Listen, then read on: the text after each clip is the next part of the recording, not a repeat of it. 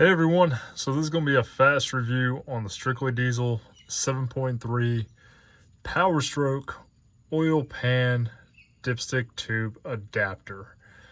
If anybody does not know that the factory units basically have a large flange that sits inside of the oil pan itself, and then a nut that holds it on the outside. So there's no way to remove the inside components without dropping the pan on these. It's really difficult to drop these pans, especially on a four-wheel drive truck, but also because of the cross member that's right there. So a lot of times what people will do is they will end up either dropping the flange down on the inside, and there is a windage tray in here and it will float to the bottom, and basically it will live the rest of its life there. There are probably tens of thousands of these trucks running around like that. That was initially not my intention. I had used a coat hanger and had some wire hanging it. I was able to get the busted O-ring off the other one, and what led to this is actually it was a random failure. The truck really wasn't leaking any oil onto the ground, not a major amount anyway, and I had went and did a job, and I stopped at the gas station and I looked under my truck and there was literally a steady small stream of oil on the ground. So went the truck home, and just between the gas station and here, I lost almost 4 quarts of oil. It was still on the dipstick, but once you get below about 6 quarts on these, now granted this oil pan holds somewhere between 14 and 15 quarts roughly. Once you get down below about 6 or 7 quarts, you can start really starving that high pressure oil system. The good thing about HEUI injection is I guess that the high pressure oil pump will probably shut the truck off before any major damage happens. So I guess that is an advantage to HEUI maybe in this case. But anyway, back to the Strictly Diesel adapter here. As I was trying to change out the factory one, unfortunately that inside component slipped off and dipped in the pan. So I was left with 2 options: either go with the Strictly Diesel unit, or I could go with a weld-on unit. I was tempted to do the weld-on because it was a third of the price. It was only $100 versus this, which is a very expensive unit. And my problem with the weld-on one is your oil pan flange is only maybe 4 or 5 inches above where that tube adapter sits. And with that being said, to put that much heat in that area, I was really worried about possibly damaging the gaskets there between the oil pan and the engine block, or any number of potential things that could go wrong with that. I probably would have been okay, but you're risking a whole lot. So I read a ton of reviews. Everybody swore by the Strictly Diesel. $300 is a hard price point for basically a adapter, essentially. But I did it. I ordered it. I overnighted it because we've got customers we got to get to, and was really impressed with the build quality. It actually has 2 O-rings, both on the outside. One of these 2 nuts that hold it, one of these 2 screws that hold it in place, one of them actually has the end of the stud tacked so that the inside piece cannot potentially fall off and you would lose it as well. That's another thing about the factory flange. It is actually made out of pot metal. It is non-metallic. Non-magnetic. So you're not getting it out once it falls in there without removing the pan, unless you cut a hole in the bottom of the pan and then re-weld it. But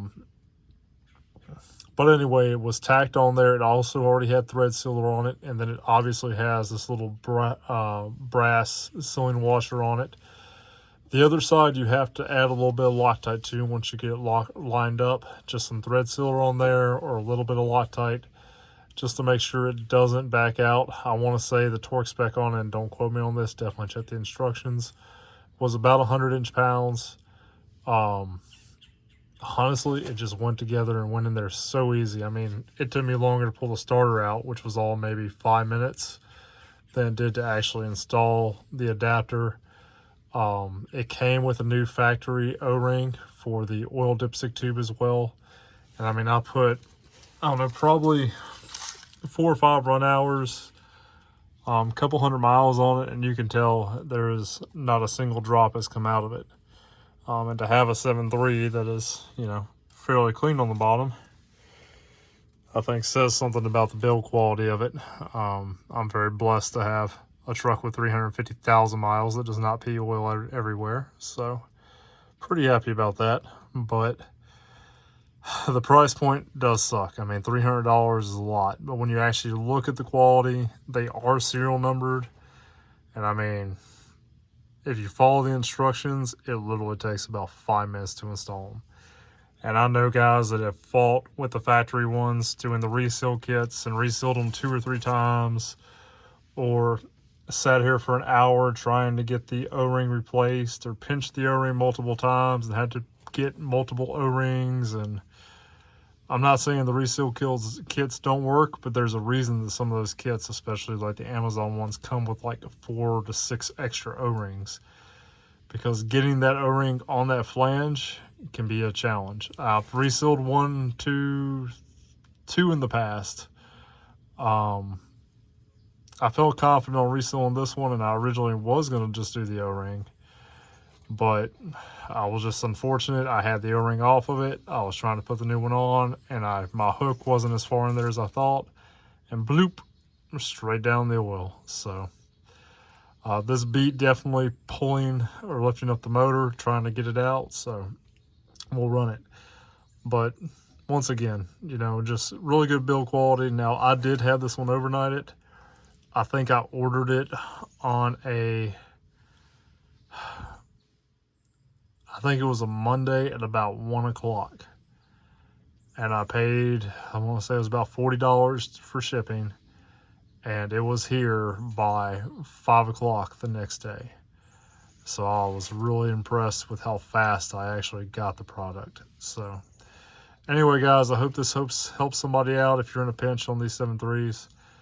Like I said, I know there's other options. There is the weld-on option. There is the reseal kit. Some people will use RTV or even JB Weld and try to reseal the factory ones. Hey, whatever you want.